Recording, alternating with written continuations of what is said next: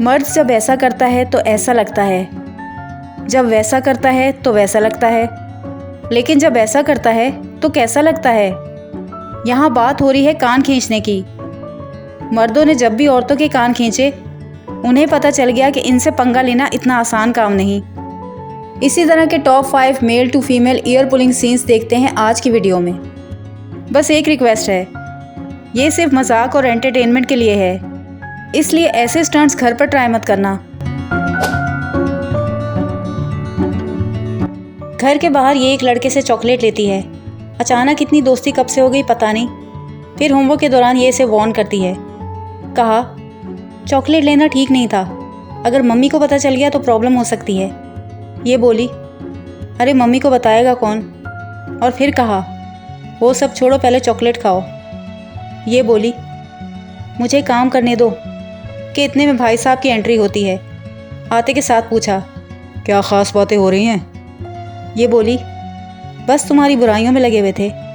कान खींचकर बोला, तेरा तो पक्का है, लेकिन ये ऐसा नहीं कर सकती। मेरी माँ कान खींचती थी।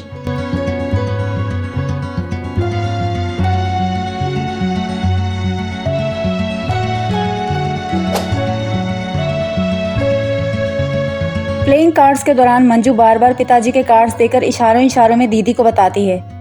दोनों बहनें मिलकर चीटिंग करने की कोशिश करती हैं। पिताजी बोले, चाल चल। इसने कहा, डांट तो ऐसे रहे हैं जैसे ही हुक्म की गुलाम हो। ये चाल चलकर बोली, मैं तो हुक्म की मेम हूँ। फिर इसने कहा, अंकल आप पान क्यों नहीं खाते।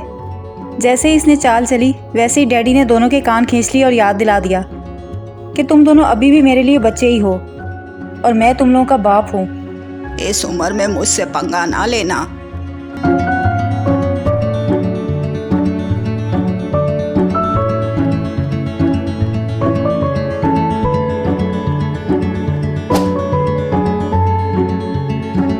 आज के दिन इसको अपनी माँ की बहुत याद आ रही है। ये इसको तैयार करती है और कहती है, आंखें बंद करो, यहाँ बैठो, मैं तुम्हें तैयार करती हूँ। आंखें बंद करोगी तो माँ भी नजर आ जाएगी। और फिर ऐसा ही होता है। इसकी उदासी खुशी में बदल जाती है। लेकिन इमोशनल सीन उसी टाइम फ़नी बन जाता है जब हीरो साहब आकर इसे अपना हाथ थमा देते हैं। ये छू कर बोली, ये तुम्हारे हाथ इतने बड़े और मोटे कैसे हो गए। कहा, बस ज़रा कभी कभार एक अजीब सी ताकत आ जाती है और बाद में सब कुछ ठीक हो जाता है। अब हीरो साहब को याद करके बोली, ये बोल रहे थे मैं तुम्हारे लिए कुछ भी कर सकता हूँ, तभी से मैं उनकी रानी और वो मेरे राजा हो गए। कान खींचकर कहा, मम्मी जी, इसने अब तक मनमर्जिया चैनल को सब्सक्राइब नहीं किया। अच्छा बच्चू, हमें तो कभी नहीं बताया।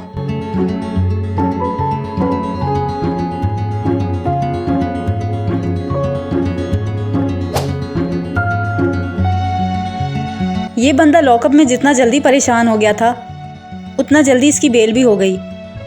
इसने कहा, काफ़ी लकी हो, इतनी बड़ी सिफारिश आई है तुम्हारी। पाँव पकड़कर माफ़ी मांगी और बोला, आगे से ऐसा कभी नहीं करूँगा। ये बोली, इस बंदे का कोई भरोसा नहीं, ये दोबारा करेगा। इसने कहा, सही बोल रही है, मेरा कोई भरोसा नहीं। फिर दोनों को अपने अपने बाबा सीधा कान से खींचकर बाहर ले आए। इसने कहा, तेरी बकबक करनी बहुत ज़रूरी थी क्या पुलिस के सामने। बोली, बाबा बस जल्दी में मुंह से निकल गया। इसने कहा, मुझे नहीं चाहिए ऐसी बेटी।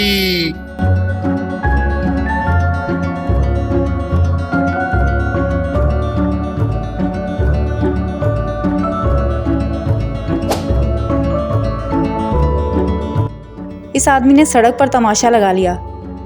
लड़की पर इल्ज़ाम लगाया कि फ़ोन पर दोस्ती की और माधुरी बनकर मेरा पैसा खाती रही। ये भी गाल मरोड़ कर बोला, हमसे भी कर लो बातें शातें। कि इंस्पेक्टर साहब बीच में आ गए। कहा, मामला पैसों का लग रहा है। ये बोला, हाँ इसको पकड़ो। जी भाई सही पकड़ा।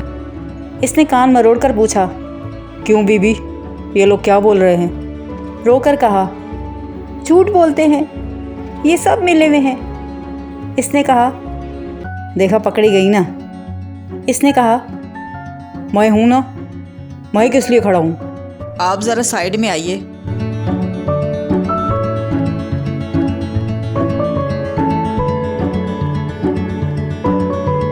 और आज का स्पेशल शाउट आउट दिया जाता है जेडी जैक को। जिन्होंने सिटअप्स पनिशमेंट सीन्स की रिक्वेस्ट की, और महक को जिन्होंने भाइयों के क्यूट सीन्स की रिक्वेस्ट की।